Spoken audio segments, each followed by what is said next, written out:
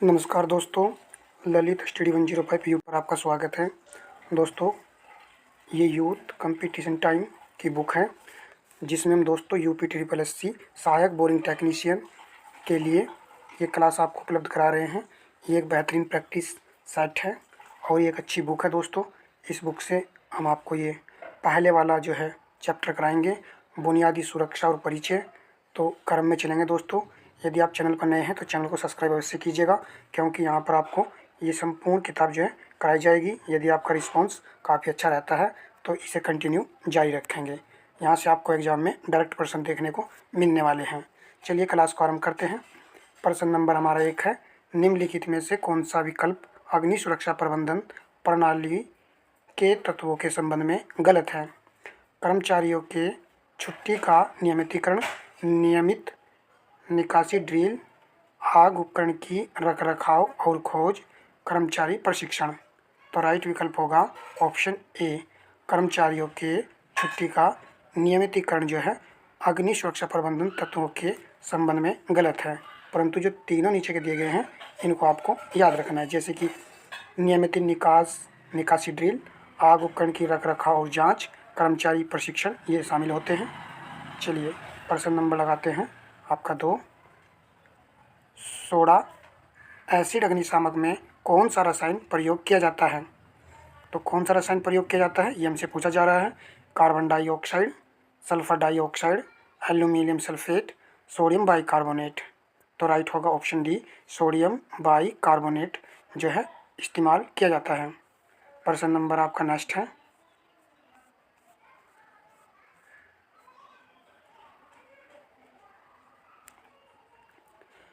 राष्ट्रीय अग्नि सुरक्षा संघ के कोड तथा मानकों के कोड और मानकों को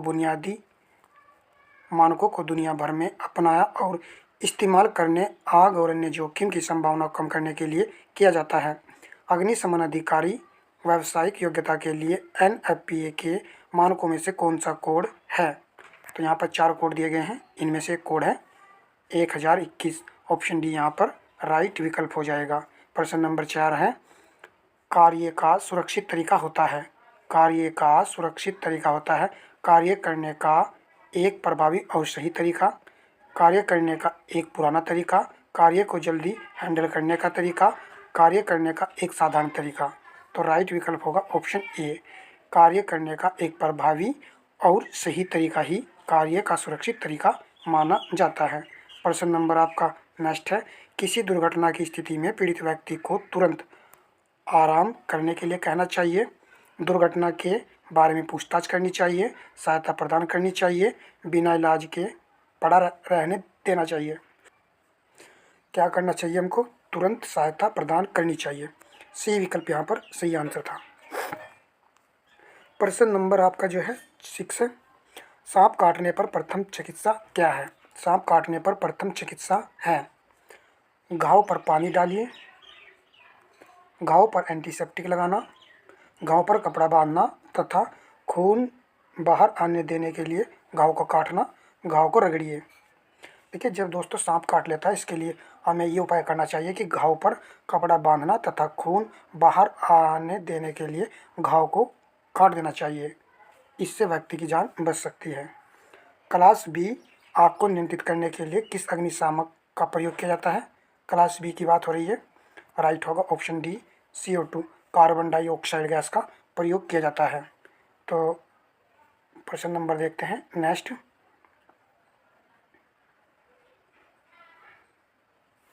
यदि एक मरीज मुंह से श्वसन क्रिया सही न करे तो प्राथमिक उपचार को नियमानुसार करना चाहिए। तुरंत चिकित्सा सहायता ढूंढे, टूटी हड्डियों को देखें, देखिए गलत होगा, शरीर को कंबल से गर्म रखें, गलत, नाड़ी और नेत्र चक्षु की जांच करें, गलत, तुरंत चिकित्सा सहायता ढूंढे। जब मरीज को जो है मुंह से श्वसन प्रक्रिया सही ना हो तब आपको तुरंत चिकित्सा सहायता ढूंढनी चाहिए, जिससे उसकी जान बच सकती है। सिर की सुरक्षा के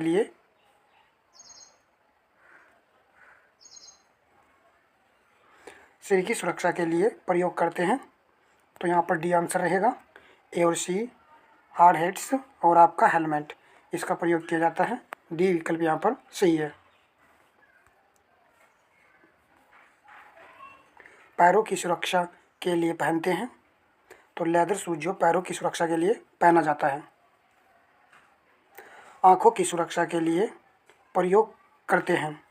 आँखों की सुरक्षा के लिए गॉगल्स, ग्लासेज, फेस शील्ड्स, उपरोक्त सभी। तो इन सभी का प्रयोग किया जाता है आँखों की सुरक्षा के लिए। शरीर की सुरक्षा के लिए प्रयोग किया जाता है। शरीर की सुरक्षा के लिए ओवरऑल्स, ग्लव्स, अप्रोन, उपरोक्त सभी। तो डी विकल्प यहाँ पर भी सही होगा।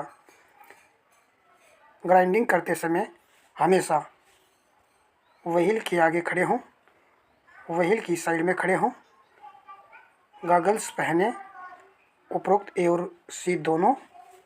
तो राइट होगा व्हील की साइड खड़े हों। बी विकल्प यहाँ पर सही आंसर था। अग्निशामक में पाए जाने वाले CTC का अर्थ क्या है? तो इसका अर्थ होता है carbon tetra chloride. Option A सही है, carbon tetra chloride.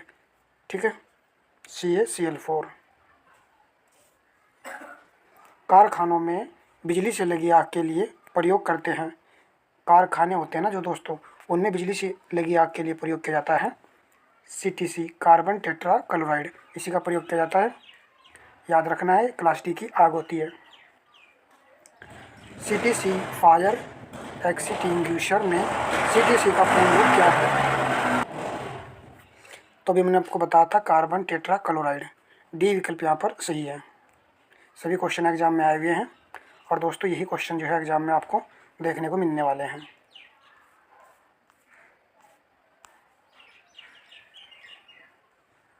Question number next है, क्लास डी आग बुझाने के यंत्र सामान्यतः एक रासायन प्रयोगशाला में प्रयोग किए जाते हैं। ये वह आग है जिसमें वहनशील धातुएं जैसे कि मैग्नीशियम, टाइटेनियम, पोटेशियम, सोडियम शामिल है। और क्लास डी आग बुझाने के लिए ज्यामितीय प्रतीक क्या है? तो राइट आंसर हो जाएगा पीला सितारा ए। यहाँ पर भी आपको याद रखना है कि क्लास डी के लिए पीला सितारा आता है। और यदि सोडियम यहाँ पर आपको देखने को मिल रहा है, सोडियम जब जलता है तो पीली ज्वाला के साथ जलता है, इसलिए इसका आंसर हमेशा के लिए आपका याद रहेगा।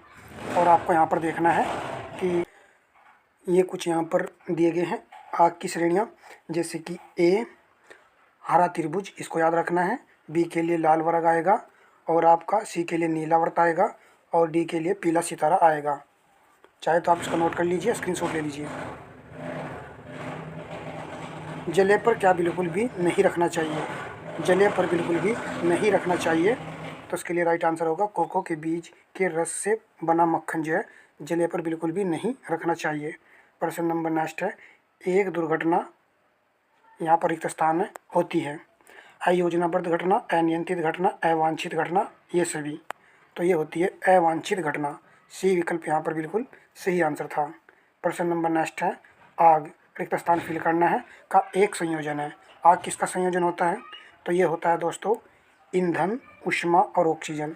इसी की उपस्थिति में आग जो है जलती है, ईंधन, ऊष्मा और ऑक्सीजन। बी विकल्प यहाँ पर बिल्कुल सही आंसर था। प्रश्न नंबर आपका जाता है नेक्स्ट। थोड़ा सही नहीं दिख रहा है, 1 मिनट रुके।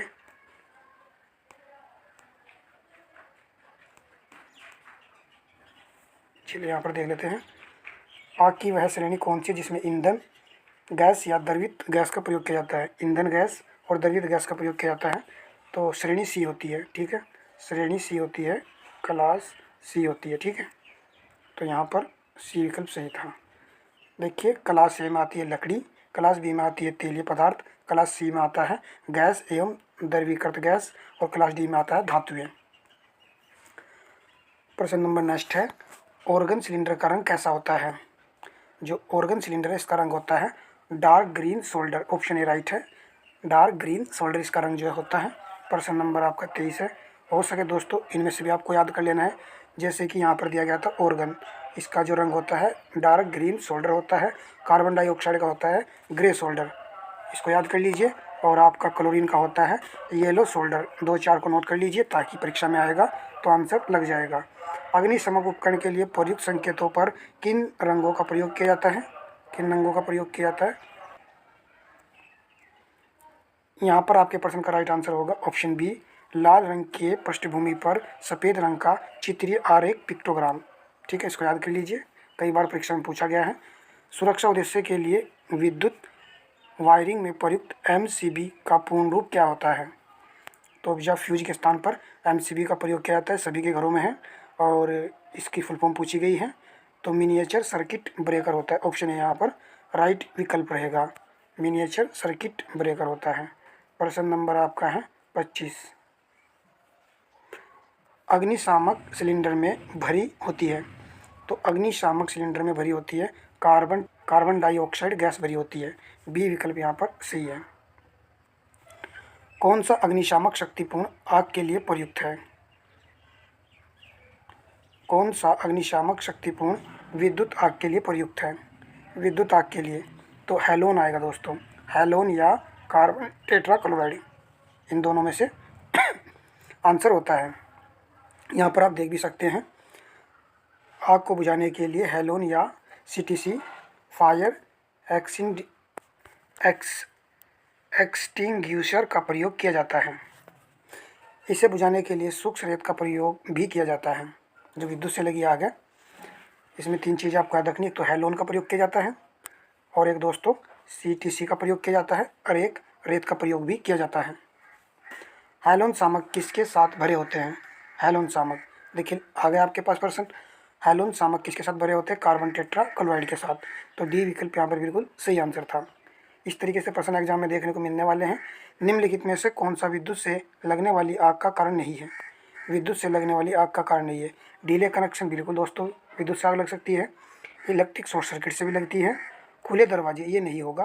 तारों पर अति भार यानी ओवरलोडिंग हो तो तब भी आग जो है लग सकती है। प्रश्न नंबर आपका नेक्स्ट है, किस प्रकार के अग्निशामक का प्रयोग दर्वों के कारण लगने वाली आग के लिए उपयोग किया जाता है? तो दर्वों की आग के लिए था क्लास बी, तो क्लास बी यहाँ पर राइट होगा। जबकि लकड़ी और कागज़ के लिए होता है क्लास से, और गैस के लिए होता है क्लास सी, और बिजली के लिए होता है क्लास डी।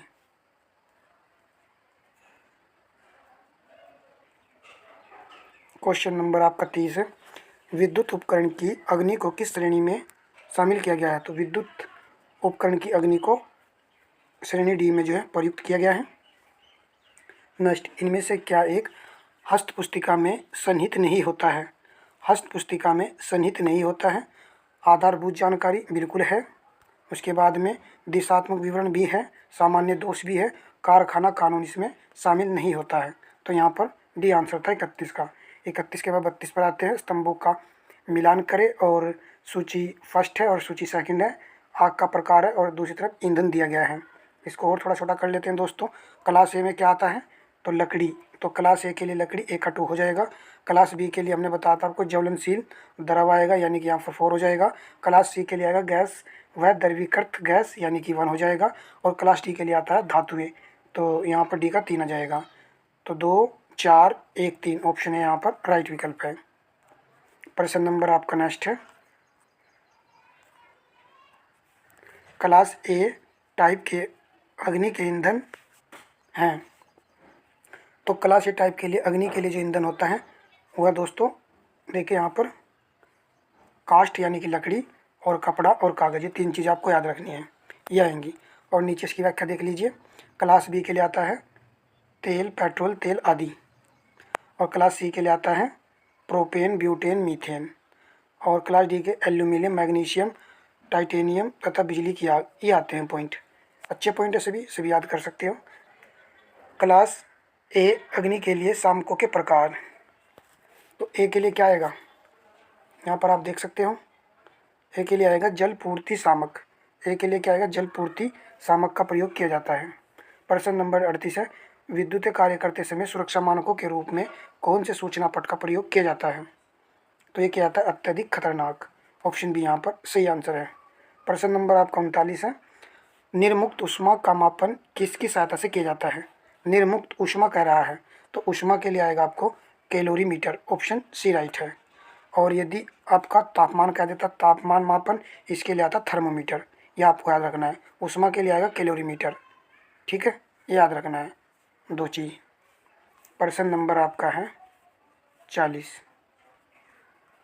ये रहा। यहाँ पर क्लास ए अग्नि में अग्नि का कारण है, तो क्लास ए के लिए तो काष्ठ है, लकड़ी, कागज ये बता आपको मैंने, याद रखना है। और यहाँ पर भी दिया गया है, एक एक चीज़ समझाई गई है। बी में कह रहा है ज्वलनशील तरल पदार्थ, सी में कह रहा है प्रोपेन, ब्यूटेन, मीथेन और ज्वलनशील गैसें, इसको याद रखना है, प्रोपेन, ब्यूटेन और मीथेन। और डी में मैग्नीशियम, टाइटेनियम धातु की ज्वाला तथा बिजली की आग। ठीक है।